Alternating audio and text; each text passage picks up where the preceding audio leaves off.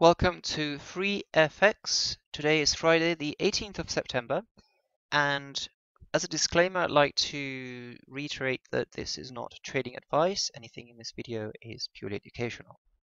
Now, my video today is going to focus on the situation in the Forex market regarding future trends coming from the FOMC rate decision of yesterday. I'd like to start the conversation with this chart in front of us, the cable. Looking at this as a trader, this monthly chart tells me a lot of things. We are in the last quarter of 2015.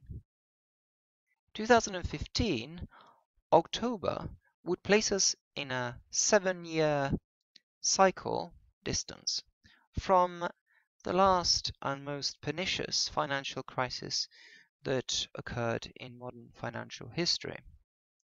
Also, technically, we are in this symmetrical shape starting from the mid to late 90s and repeating itself on the other side of the great financial crisis.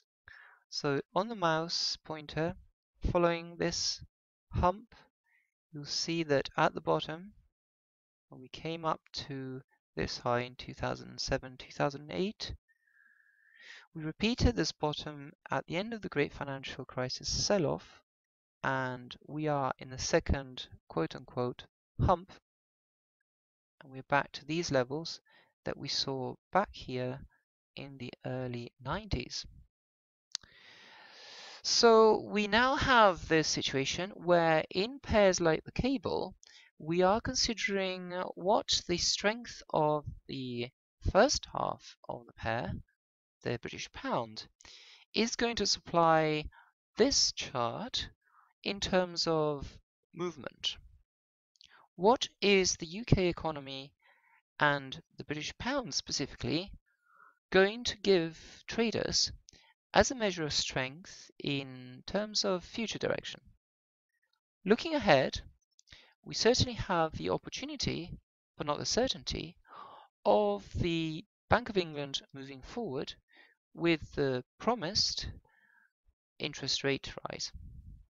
We saw that for most of 2013 and across to 2014, we had this great movement in the expectation of a rate rise. Disappointment led to the collapse back to the same levels as at the beginning of this speculation. Now we have with Bank of England the 8th of October, the 5th of November, and the 10th of December. Bearing in mind that the last central bank release from the US will be the 16th of December. So the 10th of December will be, for the Bank of England, the last opportunity for 2015 to push back a rate hike and yet still deliver it within the financial year. Now we know that it is important, although April is the beginning of the financial year in the UK, it is important for traders the world over to have books closed and leveled for the end of the year, meaning the end of the calendar year in December. This December will be pivotal for deciding where we should be in terms of positioning. Now you will see that in 2008, the move started in August, but in August we still had, if you follow my mouse pointer here as a line, we still had a support line here. Okay, so breaking that wasn't indicative of anything until it was actually followed through. In September, there was a smaller candle saying that the move was tentative and possibly there may be some recuperation of former levels, but October really was the month that delivered this huge move. And if we measured the October move in 2008, okay, we had about, okay, that's the close there, it's 1,700, and the entire move was nearly 2,000 was 2,500 pips essentially, and that was just October. Then November more, and December even more. But what's important here is that in December at the end of the year, this huge doji in January really told us that we plateaued and we got to the end there. So the move really only took the last quarter to really mature.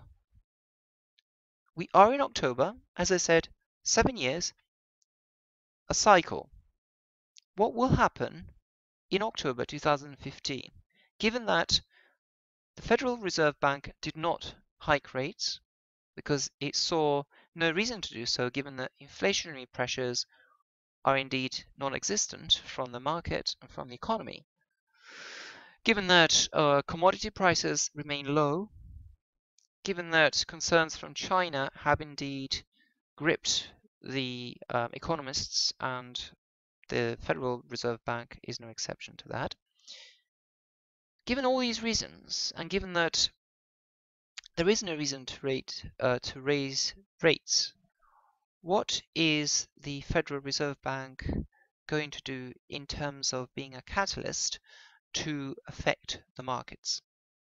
Now, the cable, the pound dollar, is one side of this analysis because it provides this symmetrical outlook, and it provides, in a way, something for us to look at and give us an indication that we are at a pivotal point. Obviously, we may need to break this further into smaller time scales, but I think this is not really how we're going to necessarily see the trading opportunities.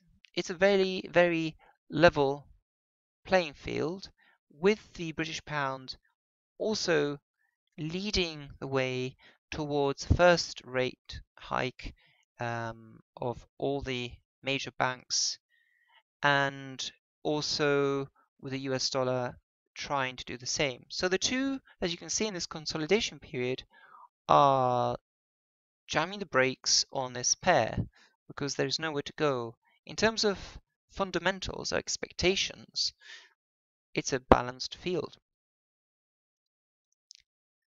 The S&P 500 is indeed where we need to set our sights, because we are at a level over the 2000 point where, as highlighted in the circled area, we have reached an impasse. We are not progressing.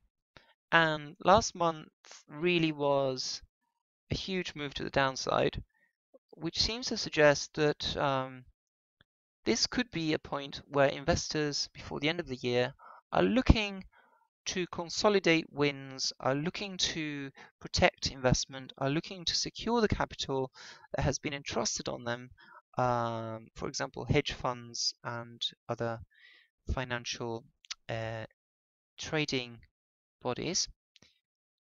Why is this important for FX traders? This is a measure of where the market is positioning. Going back to the cable, for a pair like the cable, we are not dealing with high risk trading. We are dealing with expectation of growth and expectation of fundamental value for investing in putting money behind essentially a central bank as representative of the strength of a particular currency as an investment currency. So because the two banks are quite level, this pair does not provide a richly priced investment in either direction as a buy or as a sell. The US FX-Yen dollar in the thin blue line is also at a consolidation period. As you can see, it's higher than here in the pre-crash. Okay, so we are indeed at a point where the US dollar also is waiting for a move from the central bank, possibly, to either appreciate and depreciate, obviously. The appreciation of the US dollar would provide us with opportunities for a cable fall to former lows, would provide us with opportunities for a Euro USD break of this channel floor down to former lows here below parity, provide us with possibly the break of this channel in the Kiwi USD. In a previous video I had this chart prepared with a 7-year cycle and a question mark as we come to this channel floor. Okay, so at the moment we have this small monthly blue or bullish candle, and indeed the Kiwi US dollar has been beaten down by its central bank. So that's another opportunity that we may keep in mind.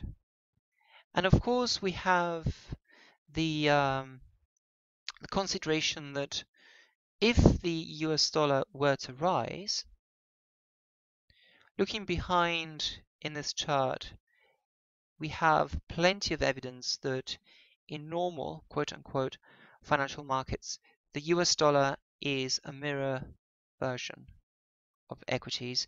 So if this relationship were to take hold again, we would have the US dollar rise and the S&P 500 in equities, as well as commodities like the US crude oil, actually fall. So this would actually give us plenty of scope for opportunities were we to sell off the US oil or the S&P 500 or indeed the FTSE 100 in the UK. So you can see there are different scenarios here where we can make opportunities for ourselves.